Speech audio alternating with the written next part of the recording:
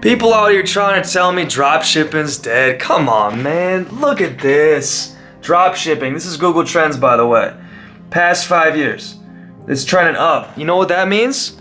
There's more competition. But you know what that means? There's more money to be had. All right? E-commerce is getting bigger. Drop shipping is getting bigger. There's things you have to fix because traditional drop shipping doesn't work. The new wave, though, I'm about to teach you the new wave. Let's get it. A year later, they come back and they say, hey, you took me out of that position, you took me out of that job, you took me out of XYZ. I'm financially free now and I can do what I want. What's going on, guys? My name's Kyle, and today's a good day because you found the right video. Drop shipping is not dead. It's the furthest thing from it. The e-commerce space is absolutely booming. There's more competition than ever. There's things that are changing the environment, the landscape, all those things. What I will say is that there are two main forces that are affecting kind of all of drop shipping, right? I'm going to get into it in a second here. There's also kind of 4 areas that I would focus on to make your stores better, your advertising better. So it's kind of your philosophy, your strategies, how you do all this. So that's everything I'm going to capture in this video. Extremely important that you pay attention because this is going to make or break you, right? Because there's people out there that say like, oh, dropshipping's a scam and like these people are teaching all these things and it doesn't work and they're making money off of this and blah, blah, blah, blah, blah, blah, blah. I get it. People that aren't making it work are going to say those things because I thought the same way, okay? Today, what I want to talk about is these 2 main forces that are happening. Actually, let me grab that right now. Let's just get into the bread and butter, okay? Okay, so right now we've got money here. So this would represent a customer and you've got the golf ball, right? So the golf ball is going to represent an advertiser on Facebook, okay? Like 3 years ago or so, this is how it looks, right? You got the advertiser, you've got the customer. Boom, they matched up. All you have to do is convince the customer to give you money, and you do that over and over and over again, you become very wealthy, right? Today, the landscape's a lot different. So here's force 1, right? So this is what it looked like before, and this is what it looks like now, right? We got 4 times the competition here. So these 4 people are competing for that same dollar, that same customer that was 3 years ago, right? Because competition's increasing, more people are getting into drop shipping, more people are seeing the benefits of advertising on Facebook platform, online in general. So it costs you 4 times as much to get the same customer, okay? So that's force 1, right? You got more competition. On top of that, it's gonna be a race to the bottom. People are trying to undercut pricing, right? They're trying to have the lowest price because if they have the lowest price, they can win the customer. It's not the right thing to do, which I'll talk about in a second, but that's what's happening. So there's what we call a race to the bottom, which means the lowest price. So here's the 4 advertisers competing for that same dollar, that same customer. When there's a race to the bottom, this is what it looks like, okay? 50 cents, not the wrapper. 50 cents. You've got half the amount of revenue that you can generate from each customer, okay? So before it was 1 advertiser, $1. Now it's 4 advertisers for 50 cents, okay? So I think you get the point of that, but basically you've got these giant forces that are competing with each other that make it extremely hard for you to be successful in dropshipping, be successful online in general and advertising anywhere online because there's so much going on. Now there's more people getting into it. It's getting difficult. So let me talk about 4 ways that you can counter these things, okay? Okay, so the first area that you can really focus on to be successful in Shopify dropshipping, any sort of online business right now, is actually increasing your average order value. And what that basically means is that instead of selling somebody, a one-time $10 product, okay, think of this, right? If we're spending $1 to get a customer and we're hoping to convert on like a couple percentage and on like a $10 product, which I see people still teach, where the margin's gonna happen, right? Like how are we gonna be able to be profitable? So what I suggest doing is upselling the customer, right? So if they come in and they say that, hey, they bought a pair of shoes, right? Sell them extra laces, sell them other shoes, sell them more expensive shoes. If they're coming in and they're buying like a baby mat, right? Then sell them a baby carrier, okay? Or sell them like a teether or something like that. So you had to find a way to either increase the average order value or you have to find a way to bundle things together, okay? So there's apps that you can do that. There's different website types that you can do that. I'll talk about those in different videos, but basically you have to find a way to upsell. So if you're qualifying somebody on one thing, find something that's related to that product. And if you look at kind of the way that I do my my winning product strategies, you kind of see how I do that because you can go to AliExpress. If you start going down like a different rabbit hole to find a product, it's an easy way to do it, right? Another easy way to go and find related products is to actually go to Amazon.com. So you go to Amazon and you type in like baby playmat or something like that, and then look at the people also searched for type thing, or people also viewed these types of products. That's a great way for you to start to bundle things together. And that's the way that you have to think, right? I'm not trying to pay $1 for a customer and then make $10 on the back end, okay? What happens is you have to get tens of thousands, if not hundreds of thousands of customers to be successful in that space. And that used to work way back when. It doesn't work anymore. You have to find a way to increase the cart value of every single customer that comes through. And that could also include things like, emails in the back end too. So think about things in the front end to try to convince them to, but also you're getting their email. So work on post-purchase emails, work on ways that you can just keep in their face, right? So you can also do remarketing on different advertising platforms. You have to do it. There's no way around it anymore, okay? The second thing that we have to do now is higher conversion rates, okay? We have to convert people. If we're paying for a very expensive traffic, by the way, I'm going to talk about a very cheap way that you can drive traffic, okay, in a second. So stick with me here. But if we're driving very expensive traffic, we're driving traffic for $1 a head. If it's anything less than that, then we got a very good creative going on, very good. So if we're driving people at $1 a head and our average order value is only $20, $30, it's going to be tough for us to make margins. Yes, we can make margins, but you have good days, you have bad days, things happen, okay? So you have to find a way to up your quality, right?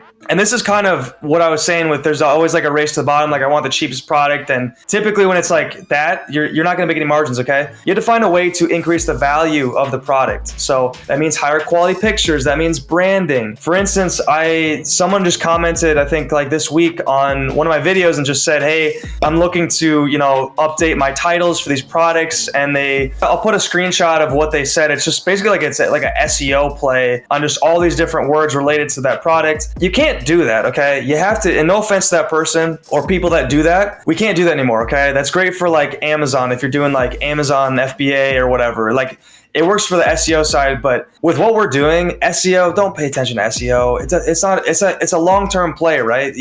That's not what I teach here. We're not doing SEO, okay? You're focusing on brand that thing, okay? Make it feel like it's an Apple iPhone, right? So it's not, it's not just a digital display smartphone, right? It's an iPhone, right? People want the iPhone. They're going to pay for the iPhone. If it's a digital display smartphone, people would pay $20 for this, but for an iPhone, they'll pay $2,000 for it, okay? It's all in the branding. Don't have to overthink that stuff too either. Ease into it. Just start with a great name, something that brands the product that way, and just work into it, okay? I don't mean you have to go and be an Apple iPhone, but put a little time into it. Make sure it feels like they can't just go get it from Amazon. And that also reflects in your pricing, right? People just go for the cheap pricing, which if I go somewhere and I see something for a cheap price, I might think, oh, well, maybe I could just get that on Amazon. People think that way. And you need to start thinking that way. Things you can improve on, like your copy. I've got videos on talking about how you can improve your copy. Just those small details. I tell people not to overthink things, but at the same time, put a little effort into it. Make sure it seems professional. The images matter. Put some testimonials in there. Just increase the perceived value of products is an incredible way to separate yourself from Amazon, to separate yourself from the competition, end up getting more money in your pocket, okay? Now, another factor that's kind of holding people back, right, is refunds, is chargebacks. Those are tough. I've dealt with those. Anyone in the space has dealt with those. There's no other way around it, okay? You're gonna deal with that. Customers just don't, even if you're getting the product to the customer within a week, you still get chargebacks, because I do. I get, usually my products go there 2 to 7 days, depending on the product and depending on where I'm sourcing it from and where it's coming from. Even then, you're still going to get that stuff. But I know that if you get a lot of those, if you get a lot of chargebacks and a lot of returns, which returns are better than chargebacks, to be honest, because chargebacks there's extra money, extra fees on top of that. But if you get a lot of those, there's no way you can become profitable. If you're selling a $10 product and you're paying for $1 per head and you're trying to do high conversions and everything, and then you get these chargebacks, no wonder people say it's a scam, because you're not able to actually make money, okay? And you have to make a change. You have to figure out new ways. And so here, let me get into it, okay? So shipping times. Yes, sometimes there's not a way around it, okay? So there's two things that you can do. One is you can focus on faster shipping times. So there's there's ways on AliExpress that you can go and you can filter it by, shipping from. So you can ship it from US, okay? So if you're just starting out, that's a great way for you to just work on products either faster. The other way with that is like actually getting a sourcing agent. So you can contact a supplier on AliExpress, say, hey, like I'm a drop shipper. I could bring you like bulk orders. Do you do anything for drop shippers? I do this all the time to find new sourcing agents. And typically they do. There's a way to get the package to the customer faster and also cheaper. So that's a way to do it, okay? And then also, having it like being connected in the network, having sourcing agents. I have some for people if they are making, I believe like they changed it now. It's like, typically they won't work with you unless you do like 40 plus orders a day. But if you do that, you can reach out to me on Instagram, I can get you hooked up. On top of that, having good customer support, because that affects the chargebacks and the refunds, and it makes the process easier. And I'll tell you, the VAs that I've hired have saved me tens of thousands of dollars because they've been just prompt, okay? Either you're doing it and you're responding to customers quickly and say, hey, we're sorry, it's taking so long. We're dealing with inventory problems. Like we sold out and we're looking to order more and we're getting that in, and don't worry, it's coming, okay? You got to reassure people that it's coming.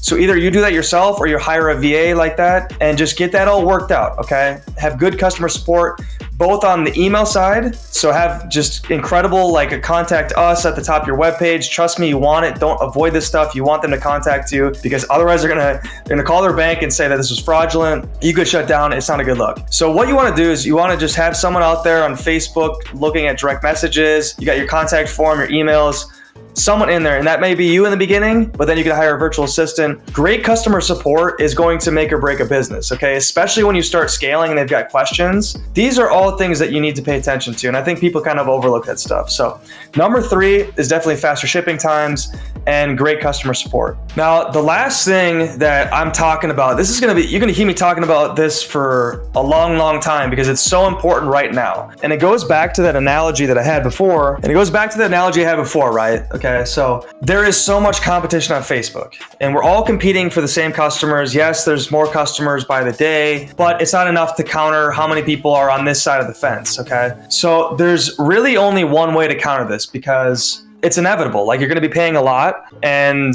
that's only going to increase over time. It depends on what industry, what niche, all that sort of stuff. But what I do know is that there's other platforms, okay? So like I said, this is going to be the first time that I've talked about this principle, but you're going to hear me talking about a lot, is this diversifying your traffic, going to a different platform, trying new things. And traditionally, yeah, Facebook, Instagram are great. I still use the platform, but I've been on a new wave. I've been trying to find different things. I'm trying to find cheaper traffic, more targeted traffic, right? So there's things like Google, there's things like YouTube, there's things like Snapchat, there's things like TikTok. There's all these things, right? It's important for you to test out those things. So go do your research online about different strategies. Maybe you do your own personal research on the platforms. You try things out. Some things don't work. There's definitely a way out of this, okay? Because I don't want to be tied down to Facebook, because they lock you in and they can take you out. They can ban you. Also, traffic's just getting more expensive. There's a lot of information online about Google advertising. There's information online about YouTube advertising. What I decided to try, because I saw this platform was growing and I want to jump into it, okay? Because once something kind of matures a little bit and I notice that people are getting very cheap traffic, I want to jump on, because I want to be pretty early to the party. A, for myself. B, I can share that idea with you guys. And so that's what I'm doing here, is that I found a platform on Pinterest. Okay, so Pinterest is becoming this massive, over 300 million users right now, the highest earners in all of the US household income. I'm getting traffic for 10 cents a click and like $1 CPMs. So basically what's happening is I'm getting 10 to 20 times the amount of traffic for the same price I would on Facebook, okay? Now, there's definitely nuance with Pinterest, and so I've been doing Pinterest for a little over a year now, experimenting, trying new things, trying to figure out the algorithm, how this whole thing works, the user base, what types of creatives work on that sort of platform, like who they are, what they're interested in, all that stuff, okay? So I spent a lot of time into making and finding out how to be successful on there. And I've actually developed a small little program. It's gonna be kind of a beta, because I developed this product called the Pinterest Playbook. It's everything you need to know to start from scratch, work your way up to being successful on there, diversifying your traffic, and being able to sleep better at night is ultimately what I'm trying to do with this. And there's going to be a link down below that you can go check that out. If you don't want to do that, that's okay. The idea behind this is that you need to find a way out, because if your business relies on Facebook like it did mine, and I've showed you that I've gotten stuff shut down recently for no reason, right? They just have systems in place to shut you down. You need to find a different way. If it's Google advertising, awesome. If it's YouTube, awesome. If you want to experiment with TikTok or Pinterest or Snapchat or whatever it is, go experiment. The reason I'm bringing up the Pinterest thing is because I've done all the work for you. I've gone and tested it out. I know what works out there, and I want to share that information with you. Otherwise, don't worry about it. And these are the 4 things. So obviously you want to increase your average order value.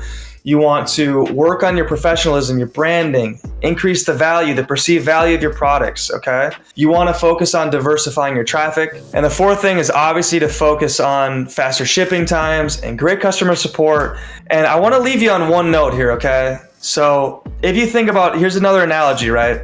Competition is good. There's a lot of competition. That means there's money to be had, right?